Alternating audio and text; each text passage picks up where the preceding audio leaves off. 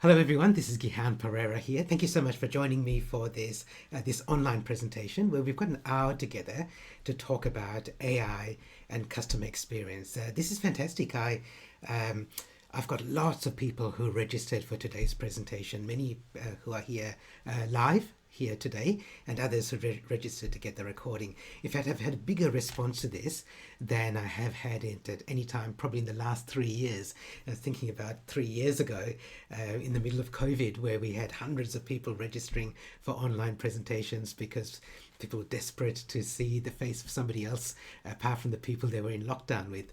But apart from that, this particular topic has generated more interest than any of the other presentations that I've run in the last 3 years. And I've been doing online presentations since 2009, so for more than a decade now, and this has been one of the most popular topics. And it's not surprising because we're talking about customer experience, and I think the customer experience is one of the things that's going to be a real differentiator for you and a competitive advantage in your organization. Just yesterday, one of my LinkedIn friends, Chris, he wrote to me because I was promoting this event, and he said he just loves the fact that I'm bringing everything back to customer experience because people get caught up in tech and they don't think about what it means for the customer. And he's exactly right. It's all about solving your customers' problems and helping them achieve their goals. And whether you call them customers, clients, patients, community members, other stakeholders, it's all about that. And I thought, yeah, that's fantastic, Chris. I must remember to give you a shout out at some time. You should actually go to Chris's website and get his book, All in Service. Fantastic book about customer service. Okay, so we've got an hour together. These are my regular 3 rules of engagement that I always have for my online presentations.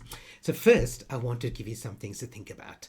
And as I often do, I invite you to think big in this time that we've got in the next hour, because it's easier to think big now and then walk it back if you need to when the world gets in the way, rather than the other way around. So think big, think beyond what you might normally do in your day-to-day operations. The second thing is I'm going to have some activities. There's some opportunities for you to interact and engage, and you can ask me questions as well. So I'll stop along the way, and if you've got questions, type them in the chat and you can ask them. Actually, you can type them at any time. I won't get distracted by them, but I'll stop and have a read of the questions in the chat room at certain times. And I've got some activities for you as well. The most important thing is I want to give you some things that you can take away and put into action immediately. Like literally, when this presentation finishes, or when you finish watching the recording, I'd like you to think, I've got something that will actually make a difference to my professional life right now. Okay, so that's a goal. That's a goal for today, and it's an ambitious goal, but I think that we can achieve that.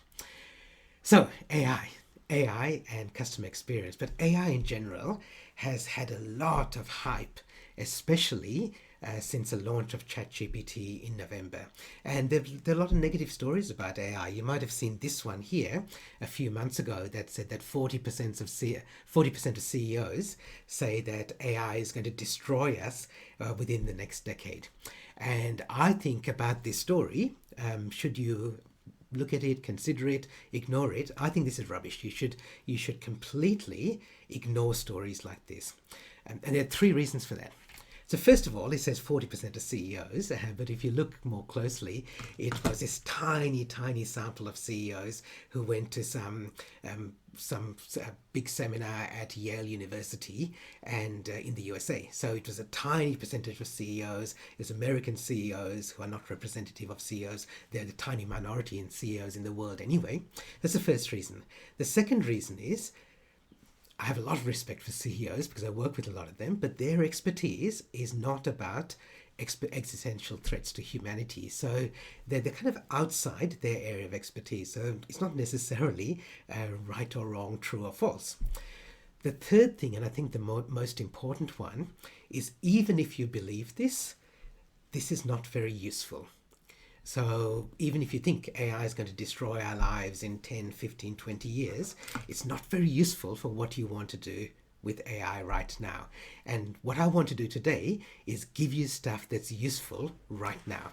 And as a futurist, it'll help you understand a little bit about short-term and medium-term futures as well. But I really want to make this really practical.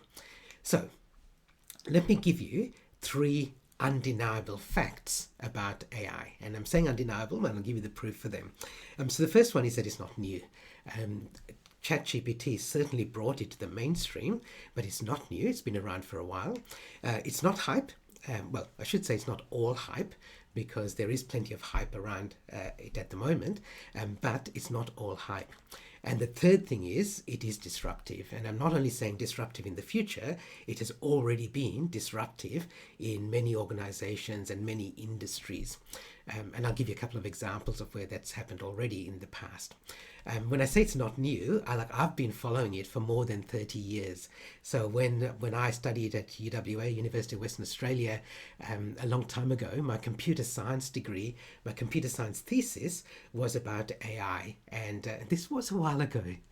This was in the 1900s. So even at that time, it was AI, but it was kind of an early versions of AI. But I've been watching it grow and evolve for a long time now. And now, in 2022 and 2023, because of ChatGPT, everybody knows about it and is starting to use it, and we'll get into that. About 5 years ago, in around about 2018 or so, I pulled up this slide from presentations that I was giving around 5 years ago, talking to leaders about what should we be thinking about for the future. And I was saying at the time, remember this is 2018, I was saying 10 years ago, the big push was around technology. It's when smartphones were new, it's when social media was new, and that was going to have an effect on your leadership, on your role as a leader, and on your team and organization. And I was saying at the time, 5 years ago, that's when we first started that conversation around it's not just about jobs, but it's about the skills that you learn, because you've got to have transferable skills. You may remember this. And then in 2018, when I was talking about it, I was saying right now, it's about the war for talent. And you may remember that pre-COVID, all the conversation was around this war for talent. And then I said in 5 years from now, the big thing will be AI. And of course, that's the way it's turned out, right? Like late 2022, 2023. And it's not because I had a crystal ball into the future, but because there's certain tea leaves that I was reading, apart from my own personal experience with AI, but I look at trends. That's my job as a futurist. One of them is this organization called Gartner, and they talk about this hype cycle. And what they try to do is, or what they do is they try to predict what are the technologies that are going to be big in the future. Let me expand this for you. You don't need to understand this in detail, but if I can give you the most important part of this for today, the light blue dots are the things that Gartner is saying is just around the corner. This was from 2018. So 5 years ago, there were 4 of these light blue dots, and 3 of the 4 were about AI. So I knew that Gartner and other experts and other futurists, and even from what all my own research said, I knew that AI was going to be big. It's just around the corner. And in fact, it was already having an impact in many industries. So ChatGPT has made it mainstream, and now everybody's talking about it. So what does this mean for us when we're talking about marketing and the overall customer experience? Well, that's what I want to talk about today. In fact, let me start with a story that illustrates the ideas that I want to share with you in the time that we've got here. There's a retail store called Target in the US, very similar to Target in Australia, even though they're different companies. And more than 20 years ago, Target got into trouble for using AI. This is early AI, so this is more than 20 years ago. Because what Target did was they sent one of their customers, a teenage girl, a mail order catalog in the post, of course, at the time. And their catalog was full of maternity products and baby products. And her parents, when they saw this catalog addressed to their daughter, they were furious. The dad went down to the Target store and said to the manager, "What are you trying to do? Are you trying to get my daughter pregnant?" It turned out that she was already pregnant. She just hadn't told her parents yet. And Target's AI software, as basic as it was at the time, based on her recent buying behavior, guessed that she was possibly pregnant.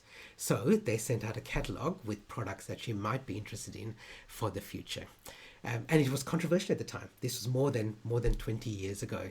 And now we kind of accept that. Many people expect that our interactions are going to be, as customers, our interactions are going to be personalized and tailored for us. But let's look at the target story. And there are three things about that let's use it as a framework for the rest of this session. So the three things I want to talk about here. So number one is about data, and I won't go into lots of techie stuff around data, but what Target did was they used the customer data they had and they were collecting to be able to personalize the experience. And data is crucial because AI gorges itself on data. The more data you feed it, the more powerful it becomes. The second thing is that Target then used that data to create what they thought was a better customer experience for that customer, because they could tailor their marketing for that particular customer. And the third thing was that there are some governance issues around this. So at the time, there's a lot of controversy about, is this ethical? Is it using confidential and private data in ways that they shouldn't? Are they sharing this data with other people? So there's some governance issues around this as well. So broadly, these are three things we're going to talk about today. I'll talk briefly about data and the importance of that. We'll spend most of our time in this customer experience area in the middle, and then we'll touch briefly on some of the governance issues that all of us need to think about when we're thinking about marketing and customer experience and using AI for that. It's actually broader than just AI, but particularly today, let's talk about governance issues around AI. Okay, so that's what we're going to talk about today. As I said, if you've got questions at any time, jump in the chat and ask your questions. I'll stop along the way to answer some of those questions. All right, so let's look at, before we get into this first area around data, I just want to really emphasize this idea that even though most of the world has really only understood AI and used it since ChatGPT became mainstream in late 2022, people have been using AI for a while. Lots of people, ordinary people. During COVID, in 2020, Oracle did this big survey of employees around the world, and they asked them, how are you coping with the pandemic? And it's probably not surprising that the majority of them said, this is the most stressful year that we've ever had. Not surprising. What was surprising was that 2/3 of them said they would rather talk about their stress, their anxiety, their mental health issues with AI than with a human counselor. And I remember sharing this on LinkedIn when this came out a few years ago, and it was really controversial. Lots of people had different opinions on LinkedIn about it. And the following year, Oracle did the same survey, similar results around mental health. But another thing that came out of the 2021 survey was that 4 out of 5 employees said that they would rather trust AI to help guide their career than trust their leader, their manager, HR, or career counselors. Okay, so now it's not saying that they would trust them solely, but it's not they put all their trust in AI, but they trust them more than they would a human. So this is something that has been around for a while, and people have been using it. Even before ChatGPT came out, people have been using AI and they understand. I'm talking to a robot, I'm talking to a bit of software, and I have some trust in it. So if you are not really using AI yet, you're missing out because your customers are already using it. And AI is built into so many of the things that we use now. It's Siri on your smartphone, it's the navigation on your maps, it's Netflix recommending what to watch next, it's Spotify telling you suggesting things to add to your playlist. So it's used in many, many different ways, and we'll see some examples of that soon. Okay, so I want to know, what do you think of when it comes to customer experience and AI? So I'm going to put up a little poll here where I'm going to ask you to respond to this. What I've found when I've done this in the past is there are some people who are very positive and optimistic, and there's some people who are very negative and doom and gloom. And I don't think either of them is right or wrong. In fact, I'd like you to think about some positives, some negatives. The late Edward de Bono, who was a pioneer in creativity, he said that whenever you see a new idea or new concept, or you get asked a question, use this PMI way of answering it. Think of a plus, think of a minus, a negative, and then think of something that might be interesting. So when I show you, let me show you the poll. Okay, great. Some of the answers coming in now. Fantastic to see. Yeah, okay, so good. So there's some things around risks, there's around efficiency, convenience, responsiveness. Yeah, I saw the one that said diversity isn't reflected. Yeah, definitely a negative. How to reflect diversity. Good. Okay, so thank you very much for doing that, folks. It's really useful to see and I hope it's useful for everyone else here to see the range of responses, because AI can assist in lots and lots of different areas. And I'm going to give you some examples of that really soon.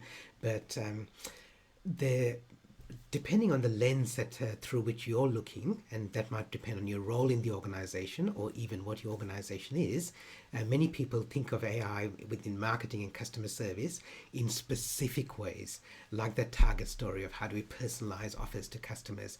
Or if you're in say the social media space, if you're responsible for corporate comms in that area, then you might be thinking about AI for writing content or doing sentiment analysis. And there's a range of things that AI can be used for. So when we get to looking at some of the experience areas, it's really useful to go broad, and I'll give you plenty of examples to help broaden your thinking around this. There's one really useful thing to understand about AI when it comes to data, and this is one of the changes that's happened as a result of ChatGPT. So the way that it used to work. So this is my stepdaughter Abby. So she's a couple of years out of uni now, and around about 5 years ago, the time that I was talking about AI is just around the corner, Abby was doing some part-time work for me while she was studying at uni, and helping me run some of the events that I was running. And she said to me a few weeks ago, she said, Gihan, you've been talking about AI for a long time. Why is everybody else only starting to talk about it now? And look, I wanted to say to her, well, Abs, I'm a futurist. I'm supposed to be ahead of the curve, telling people what's coming in the future. And I'd like to think that's still true. But there was a difference between AI then and AI now. So when I was talking 5 years ago about AI, I would talk to people in different industries, and things like in healthcare, AI was being used to read medical images and do diagnosis. In banking and finance, AI was being used to assess home loans. If you've ever applied to a home loan recently, there's a pretty good chance it's been touched by AI along the way. In HR and leadership, AI was being used in recruitment and even identifying things for identifying promotion opportunities. In insurance, AI was being used to assess risk, so to set premiums and to assess claims and so on. All of those things is good, and actually that AI is still happening and it's really good. The challenge with that is to implement that kind of AI takes some resources. It's time, it's money, it's leadership will and intent, it's upgrading your IT infrastructure, and it's getting people comfortable with AI and so on. So it's absolutely important, and I'm not saying don't do it. In fact, you should do it, but it takes some resources. And this is the difference between AI as it was then and continues to be, and what ChatGPT has done. There's internal versus external, and this is a hugely important principle. And the many conversations I've had with leaders, especially in the last year when AI has really come to the forefront, is they haven't quite grasped and they didn't understand the significance of internal data versus external data. So let me sketch this out for you, because both of them are really important, but they operate in different ways. So let's look at internal. So if you're thinking about digital change or digital transformation, there are broadly 5 levels that you could go through.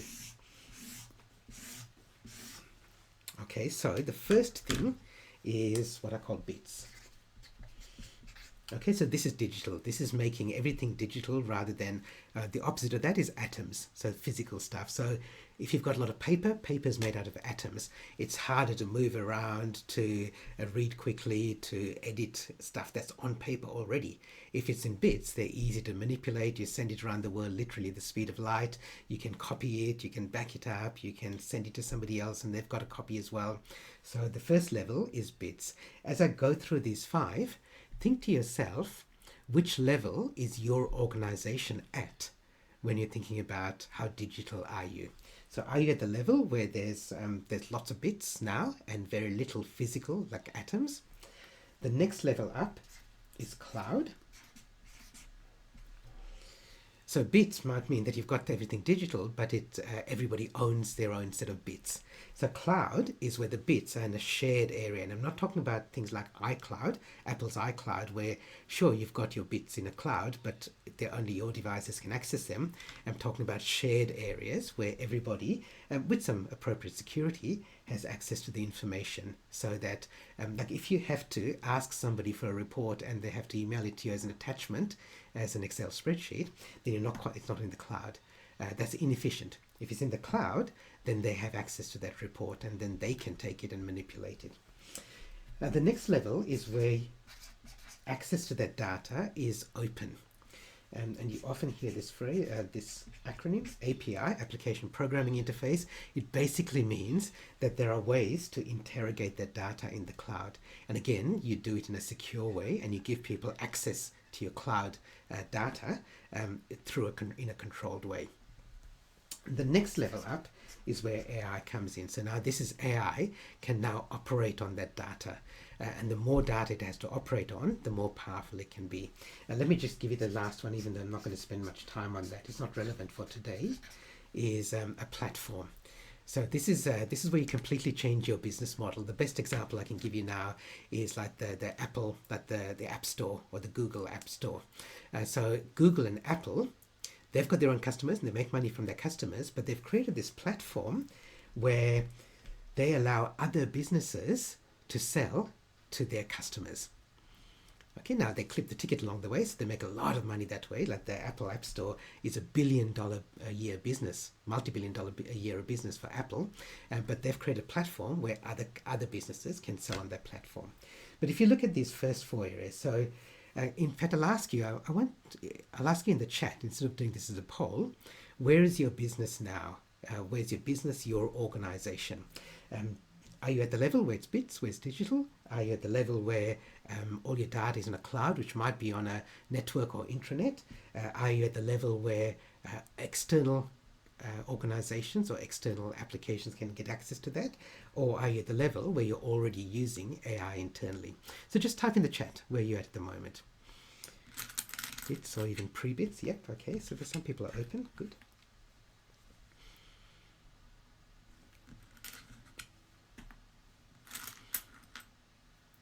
Okay, some people are here. Great, okay. Cloud, mostly cloud.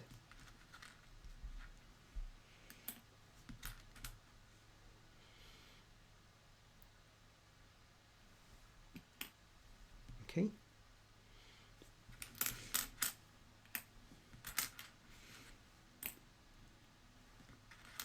Great. Okay, thanks everyone. It's really good to see, and you can see the clusters here.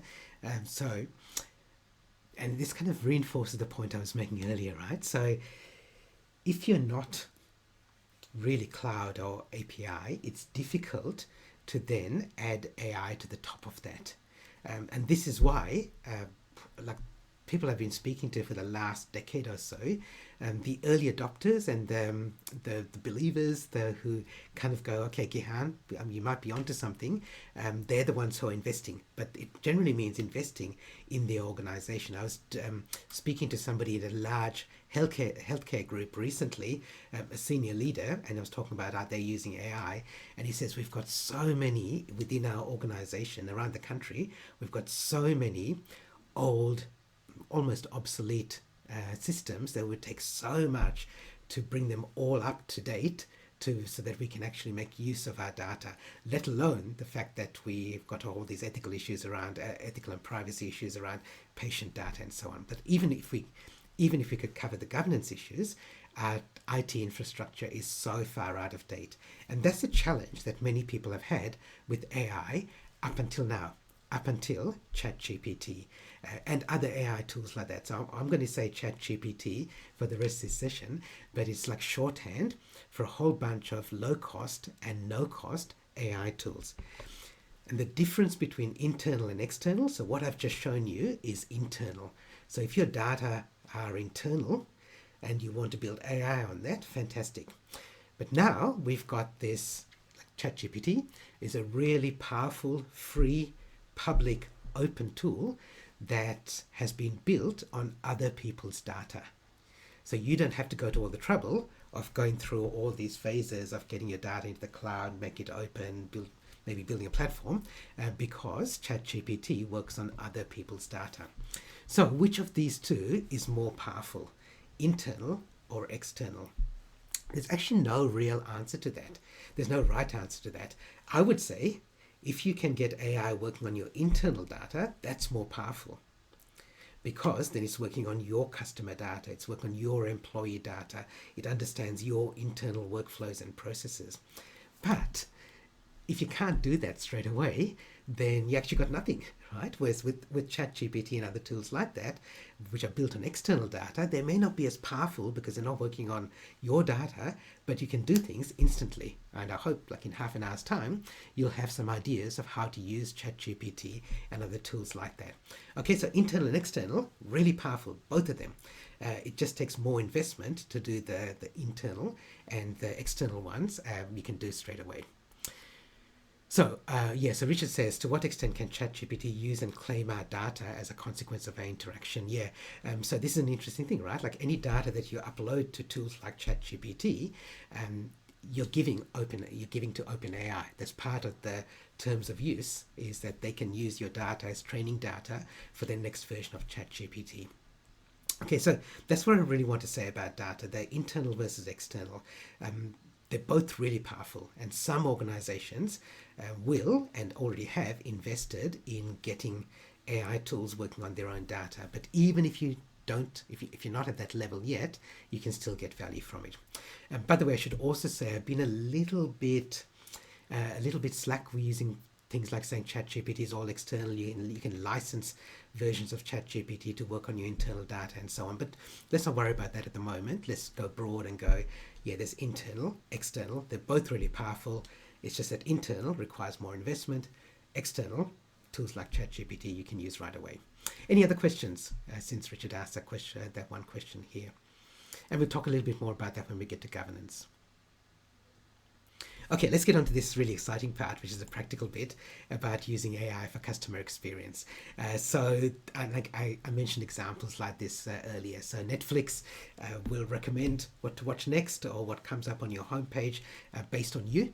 And it's using an AI algorithm for that. It even customizes the pictures, like if you think of them as DVD covers, the DVD cover that I would get for a show on Netflix might be different than the one that you get for exactly the same show, because it's again customized it based on what it thinks that might attract my eye. So Netflix, Spotify, Amazon, they're all making suggestions based on AI. Here are some ways. Here are some I've given you here on this slide. Let me make it full screen. 18 ways that you can use AI to enhance your customer experience. I'm going to give you a couple of examples and show you a couple of examples, and then we'll do a couple of demos as well. But I want to give you these. These are not the only 18, by the way, but I want to give you these, and I'm just going to put that up there without my smiling face in case you want to take a photo of that or a screenshot of that, just for the moment. But also the recording's available later.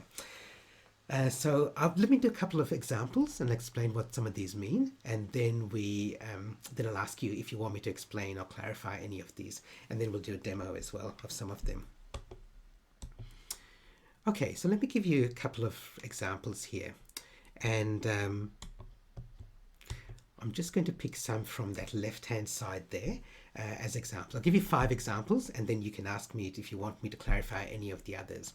So the recommendation agent is one that we've seen already. So it's like the target example where it uses the customer data to make some recommendations for future customers.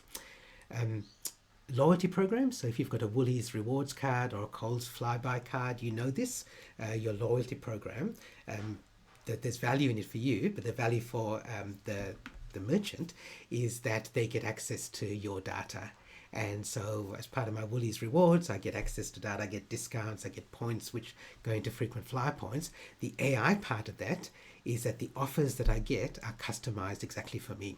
So I might get an offer that says if you spend X dollars by Sunday, then you get triple points.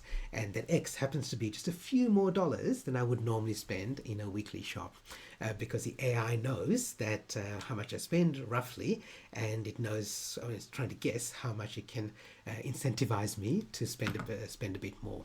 Not all loyalty programs work this way. So airline loyalty programs aren't as sophisticated as this. So you see, you have different tiers of your airline frequent flyer membership, but generally the offers that are made are based on the tier, not based on individual customers. Possibly because we're not making those purchases weekly, whereas in a environment like this, in retail or what's called FMCG, fast moving consumer goods, things like supermarkets, where you're actually doing transactions regularly, the AI can kind of nudge you to do transactions that are good for you, but also really good for the business. Okay, so that's an example of AI being used there. Another example is AI. There's lots of apps that are now using AI on your smartphone. Here's one that does interior design. So you use your phone to take a camera of your lounge room or family room or your outside deck, and interior AI will do an interior design for that based on what you'd like. So that's just one of many dozens, probably hundreds of apps that are available for doing different things for customers. This one here there's lots of location-based services. This is just one simple example. Sephora, the beauty and fashion company, what they do is they run classes, makeup classes, and because they know where you're located, because your phone tells it, it can say here's an event near you that you can go to, a free makeup class near you, based on your location. There's a whole bunch of things like this. This is a very simple example. One other in this area is dynamic pricing, which is quite interesting. So instead of paying the same price, instead of everybody paying the same price, the pricing changes based on various parameters. This is one example. There's a company called Wasteless or Wasteless, and the idea is that they're working with supermarkets and grocery chains to try and reduce the amount of food wastage. So you can go to a supermarket shelf and you'll see two prices for, in this case, this yogurt, depending on the expiry date. If it's going to expire soon, but you're happy to eat it in the next couple of days, you pay a lower price than if you're buying it to stock it up to eat sometime later. And it's AI that determines what those prices are and what those expiry dates are based on what it knows about stock and inventory and turnover and likelihood of waste. Okay, so that's AI that drives that service, and the Wasteless works with organizations around the world, supermarkets and groceries. Okay, anyone want me to explain any of the others briefly? You can see some others there. Sometimes people ask me about predictive support, and that's more like with customer support. So if AI knows that the way that you like customer support is, I'm happy to do a chat, but I don't want somebody picking up the phone and calling me randomly. I definitely don't want to call a call center and be put on hold for a while, but other people are okay with that. So, it knows what sort of support mechanisms and channels you like the best. Community engagement, Charith asked a question. So community engagement, the idea there is that you might have let's say a cafe that has, let's say, like is really pro-organic and so on. And what you might do is there might be AI that says there's a band that's playing this weekend, and if you buy from our cafe or restaurant or chain, then you get a 15% discount to go and see this band. And again, because it knows where you are, where it's based, and it has access to data about events around you, it can engage with it can make a tailored offer. Okay, so Catherine, I hope that answers your question as well. How is the predictive support determining the preference for communication? Is it based on interactions with a specific business or based on all of a person's interactions? Yeah, it's based on, like, the most tailored version of that is that it's an organization that you've dealt with in the past. So for me, let's say, because I fly a lot for my work, it may be, say, Qantas. And how do you like to deal if you need to deal with a customer support person? And it's based on my past interactions, and it knows what I've done in the past with that organization, and so it knows that next time this is the way I like to deal for customer support. Competitor analysis. Oh yeah, okay. Let's move on then to this next bit, because this is competitor analysis and new markets example. Going back to that full, if I go back to that full screen of those 18 examples that I showed you, let's do a couple of examples like that. I should say now, I've been a bit sneaky in the way that I've ordered these. This is not alphabetical order or priority order, but what I have done is the ones on the left, those 9 that I showed you earlier, so showed you examples from that, that generally requires internal data. Remember we were talking about data earlier? That requires you to implement this internally. The ones on the right are the sort of things that ChatGPT and other external AI tools can do. So it's difficult to get ChatGPT to do dynamic pricing on supermarket shelves. It can recommend prices for products, but it can't do that dynamic pricing. So the things on the left, you're going to implement internally. And the things on the right, we can start using straight away. Okay, this is very broadly speaking, but let's do a couple of examples of that with some of the things on the right. And the one that Suzanne asked about, competitor analysis, new markets example, perfect. That's exactly the one that I was going to do as an example here. So let me do a demo of that for you. And we'll do that actually in ChatGPT. Okay, so many people here are already familiar with what the ChatGPT screen looks like. So I use a tool called, so I use ChatGPT, but I use a thing called Team AI. Team AI just sits on top of ChatGPT and it gives a more user-friendly interface. You can absolutely use ChatGPT for this, but because I want to educate you as much as possible in this session, I'll introduce you to Team AI as well. So one of the things that I use that I like about Team AI, so if you look at ChatGPT, all the chats that you've done are here on the left-hand side, but they're just ordered by date. Team AI allows you to put them into folders. So I can, if I start a chat or finish a chat, I can drag it into a folder. So I've got all my research things, so it's easy for me to go back into them. When I publish my regular vlog, I look for titles, I get transcripts, I write a blurb for it, and I know I'm going to do that every week. So it's easy for me to go to this folder here and get access to it. You don't need to use Team AI. You can absolutely do these examples in ChatGPT as well. Okay, so let's do an example, and we'll do an example around markets. Okay, here's one I prepared earlier, which I'm going to just paste into Team AI for you. Okay, and this is a kind of, might be a realistic example. So we sell ergonomic furniture for middle class, and I'm being fairly broad here, middle class people in New Zealand. We want to expand into Australia. Give me the names of the biggest established businesses in retail furniture. Show me their size, geographic reach, strengths and weaknesses in the ergonomic furniture niche. At the end, give me a list of 10 things that aren't covered well by these competitors where we can have a competitive advantage. I've set this up to use GPT-4, which is the paid version. So the free version is GPT-3. GPT-4, a couple of advantages, is much bigger. It's $20 a month, so it's like $1 a day. So it's the price of my KO subscription. And I reckon for $1 a day, it's really useful to have access to this really powerful assistant. You can use the free version, but I reckon it's worthwhile for all of us, if you've got a professional role, to spend the $1 a day to get access to this. You also get a whole bunch of other things that you get access to in GPT-4, but for now, I'm going to recommend it. We don't need to, but you can do it with the free version.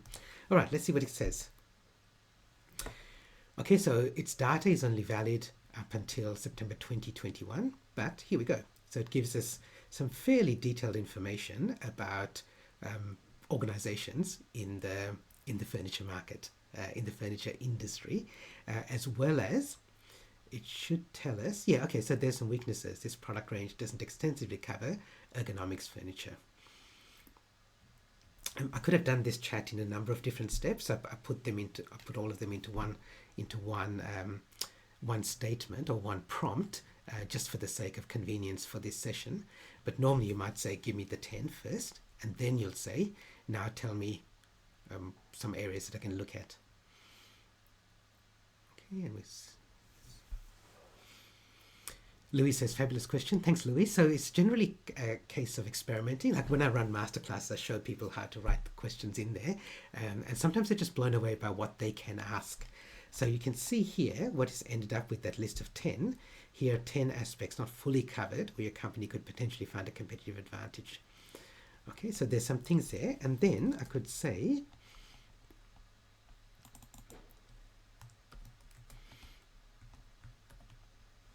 based on your knowledge of Australian versus New Zealand customers, what price points would you suggest?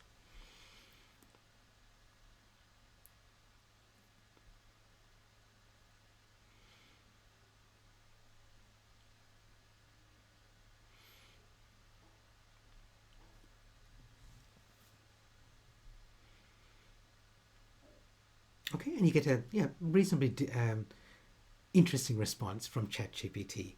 Ask me some questions about this, please. And type in the chat, what questions do you have about this? And I've got another example for you. Oh no, we won't do another example, but let's use this one. What else would you like to know about this? Ask me questions about this, about GPT-4 versus 3, about how much you should trust this information, whatever you like. Okay, so any referencing that can build out trust and accuracy. With GPT-4, you can ask it for sources, and it sometimes does a good job. But you absolutely, so it's a good question that, let me just check, that's just scrolled up a bit there. That Alex asked that question, which you should absolutely double check everything that tools like ChatGPT give you. So it very confidently answers every question you ask it. And whether or not it's right or accurate or not, it's very confident. Because if you haven't realized this already when using tools like ChatGPT, so ChatGPT is a people pleaser and it's an autocomplete. It's like a very sophisticated version of the autocomplete you have on your phone when you're writing a text message. It tries to guess or predict what you'd like it to say as the next word or the next sentence. I'm oversimplifying the way it works, but think of it that way. So if you ask it for 10 biggest furniture competitors in Australia and there are only 5, it will make up 5, okay, because you've asked it for 10. So yes, so that's a challenge. So you should absolutely review and double check everything. Louise says September 21 date is frustrating, so that's just the way that the database has been built at the moment. There are ways that you can get around that with ChatGPT-4 where you can actually, there are plugins that will let you get access to it'll get access to the internet, so you can actually search the web and you can then manipulate it to get more up-to-date data. And Peter's question is the same, how current it is. Yeah. Can you ask it what resources it just used to provide the information? You can. But again, it's not necessarily great. Repeat, including sources for each item. Okay, and so here it says it can't do that, but it'll still try to give you some sort of answer. Sometimes it, oh, here we go. Contact the companies directly, look at market research platforms. It's kind of useful for that, right? But absolutely, you need to double check everything, and we'll talk about that very soon when we start looking at some of the governance issues around that. Okay, let me do one more for you. I'll do one very quick example. I'll ask somebody if you'd like to be a volunteer. Tell me what industry you work in. Just type it in chat. I'll pick one of them that comes through. Health, community aged care, public health care, agriculture, real estate, animal whisperer. Okay, great. Okay, I'm going to pick real estate because I just want one that's, it doesn't matter really, but one that's one that everyone will understand just for the sake of the example here. So I'm going to say, and this is a prompt that I prepared earlier, you're an expert marketer in the AAA industry, real estate industry. We're launching a new product for, let's say, recent migrants to help them find housing in a time of high inflation and rising costs. Give me 15 interesting names for this product. Okay, so you're probably really, you're not real estate industry, you're an expert marketer in, let's say, property development.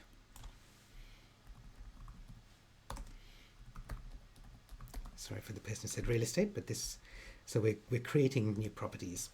It's useful to start your prompt by telling ChatGPT what role you'd like it to play. You're an expert marketing property development, means that you probably get better answers. Okay, and then it comes up with the names for these products. Journey Yunto, Horizon Havens, Gateway Groves, okay, Nova Nests. So like I said, like ChatGPT makes up stuff, but sometimes making up stuff is exactly what you want. You want it to give you, to help you with your brainstorming or your ideation. Diaspora dwellings. Okay, and you can see that it's kind of targeted to certain migrant groups, which is interesting. Okay, and if I can go, just for the sake of it, make this more Australian. Let's see what it comes up with. Aussie Asylum. Oh my gosh. Boomerang bungalows. Bushland bases. Right, dinkum dwellings. Okay, so you can see, like this is an example of where like one of the weaknesses of ChatGPT is it makes up stuff. So we had to check, as we saw from the previous example, one of the strengths of ChatGPT is that it makes up stuff, which is really useful when you're talking about ideation, creating titles for blog posts, stuff like that, right? It's really good for creative stuff. And again, you're not going to choose everything that it comes up with, but you get to choose, right? You get to choose. And again, I'm using ChatGPT 4, so we're getting the more advanced version of this. But even the free version 3 is really powerful. Okay, so there's lots of. We could spend all day talking about stuff like this. So Laya says it's interesting if AI will help us be more creative or make us less creative and stop thinking. So look, I think it's got huge opportunities for it to make us more creative. It's in a similar way to saying that if I sit down and try and make up a list of 15 ideas for a new keynote presentation that I'm offering, great, I'm pretty good at that. But if I have a whole team of people who will also help me with new ideas and weigh out ideas, so this is why diversity is so important, because the problems we're solving in the future are so complex that they need diverse thinking, and often that diverse thinking comes from people with diverse lived experiences, right? So if I can just hop on that soapbox for a bit and hop off now, it's so important, and AI can actually help us with more diverse thinking. It doesn't mean that we don't need that diversity in our teams, but it also helps us immediately to generate new ideas. Can we create diagrams or graphics with it or do layouts? Absolutely, Louise. So if you've got the GPT-4, you can absolutely get it to do that. There are plugins. Let me jump back to this. Let me go to the original ChatGPT so you can see where that is. If I'm using ChatGPT 4, there are these plugins here. And plugins are like apps for your iPhone. So you could imagine if you had your iPhone and it only had Apple's apps on it and you couldn't install any other apps. Still pretty powerful, right? But only got Apple's apps. But now you can install a whole bunch of other apps on your smartphone. In the same way, people have built plugins for ChatGPT. There's a whole bunch of them, and they will enhance the value of it. And if you've got GPT-4, then you can add plugins. And there's one, I forget what it's called now, but it's about, there you go, the charts, diagrams, graphs, and more. And with that, it will then create a diagram. So you can get to create mind maps or structure of a document or so there's other things like chat with PDF. So you can upload a PDF and you can ask it questions, and ChatGPT will answer questions based on the content of the PDF. So so if you've got GPT-4, which I recommend you do, then you've got access to all that power. Okay, so let me look briefly at this third area. I do want to say that all of this is, I've really only touched on the power of ChatGPT here and AI tools. The other thing you can do is absolutely help it to improve your productivity. So even separately from your customer experience, but this is probably what I do the most with teams now, with the leaders in their teams and organizations, is I run a masterclass where I say, spend essentially half a day with me, and I can guarantee that you'll get at least half a day's value. You'll save half a day from now on, a week, for the rest of your life. Okay, so half a day a week in productivity, because you spend all your time doing this, writing emails and looking at spreadsheets and analyzing contracts and creating presentations. You can save a whole bunch of that time. So even though we're talking about customer experience, I don't want to, I want to say that use tools like that, like ChatGPT, for productivity as well. Okay, the third area is for us as leaders is to think about things like governance. Here are some risks, problems, challenges with using AI tools, both internal and external. So just have a look at that list and I'll cover a couple of them. But I can also see a question from Peter. How useful is a plugin for accessing the internet? Is the data current? Yes, it is, because it's actually doing essentially a Google search. It's searching the web. So it is current then if you use a plugin. It's just using a plugin doesn't mean that ChatGPT automatically now is completely current. All it means is that if you ask it for a source, it can give you a web link. But just the way that it's built, you can imagine it's like swallowed up all this data and it's created this fancy database. The plugin means that it can also do Google searches, but it doesn't mean that all that data gets swallowed up into this main database. So don't assume that it's suddenly 100% current on all its knowledge. Okay, so anything that you want to actually give you a couple of examples of this. No, anything you want me to touch on in this area. There's quite a lot around governance, and we don't have time to go into all of it. A couple of examples. You may have seen this one here a couple of months ago. There was a lawyer who uploaded a brief generated by ChatGPT to the court as part of a court case, and he was shocked to find that the cases that ChatGPT were quoting, some of them were completely made up. And he said, I didn't believe that it was possible. He got off lightly. He got a $5,000 fine, but it could have been much worse for him. Okay, so it's absolutely possible for it to guide you the wrong way if you're not careful. There's an example in education where, like in many schools, especially around Australia, most public schools still ban the use of ChatGPT for their students. There's a university in the US that one lecturer, he said, well, instead of banning it, I'll get my class to do an assignment, but using ChatGPT, and then as a group, we'll have a look at how well it did. And he said of his class of 63, all 63 of the results generated by ChatGPT, because they're all different, because it always gives you a different answer each time, but all 63 of them had problems. So we'd say it lied or made up stuff. The AI folks, they call it hallucinated. Okay, they had hallucinated information because he wanted to show his students this is use the tool but understand its limitations. And I think that is the real moral of that story, is that he was looking at AI to teach his students how to use AI rather than banning them from using it. And Neil says the plugins work with the latest versions of Bing that include ChatGPT.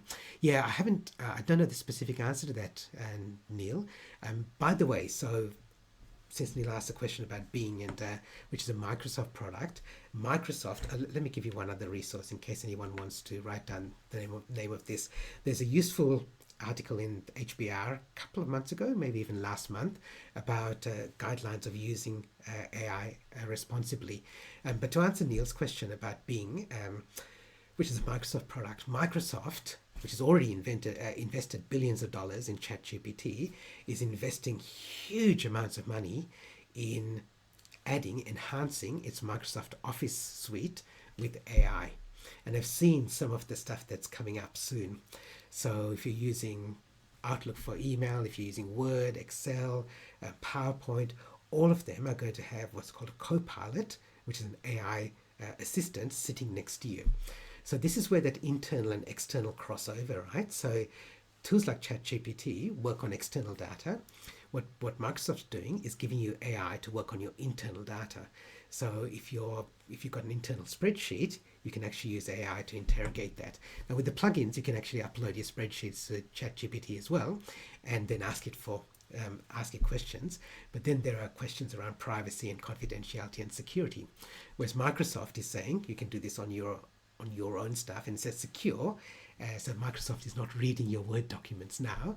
In the same way, it's saying, well, we're not going to be reading your spreadsheets, even if our AI tool is to help you out. Okay, laws and regulations. Sharon asked that question. Okay, yeah, sure. So there's going to be regulation around AI, and one of the things we need to think about, let me go back to my list here, is just making sure that everything that you're doing is compliant with those regulations. One of them, I'll give you just one quick example, is the idea that AI has to be explainable. So you might apply for a bank loan, and in the past you apply for a bank loan, and then you go back for another interview with the bank manager, and he, it's almost always a he in those days, would go, no, you've been turned down, and you could say why, and he would explain it to you.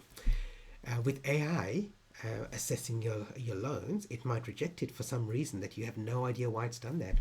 And that's a challenge, that's a problem, because it's not possible to for the AI to explain itself. So that might be something that you fall foul of if you're using AI without having that explainability built in, if there are regulations within your industry or there are laws within the country that you have to follow.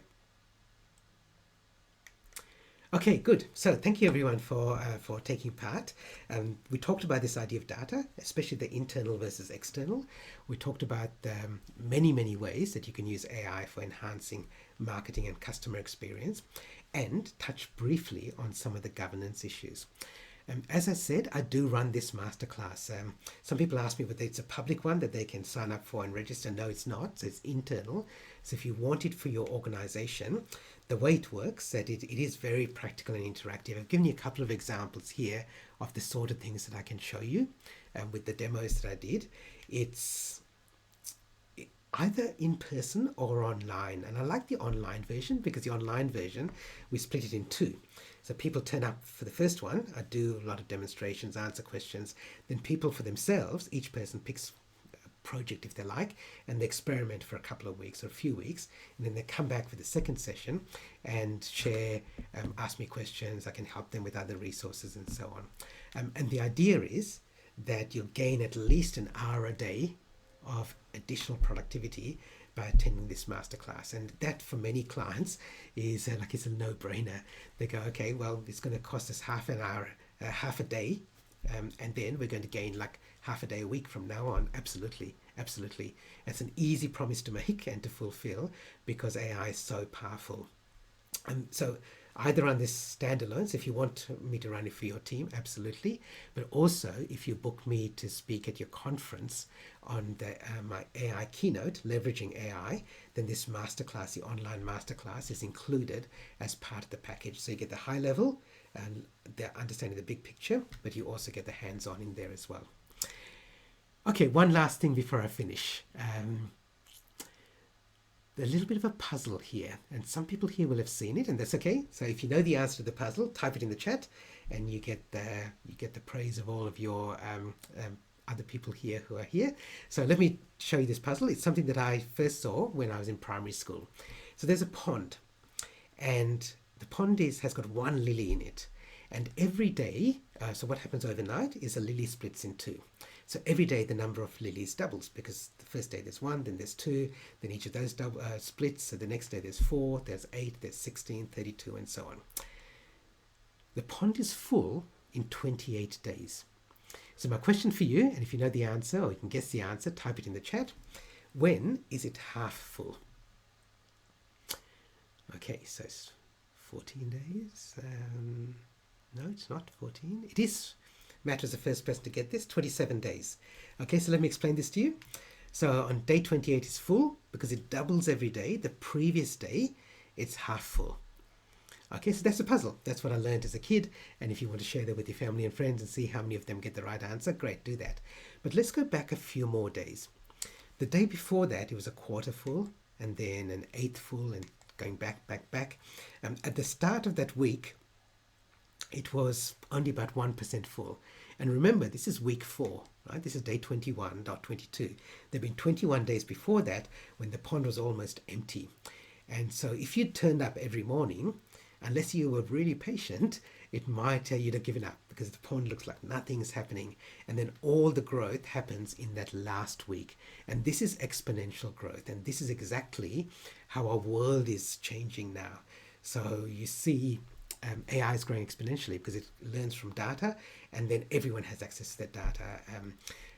Social media grows exponentially because we're connected in networks, and networks are exponential.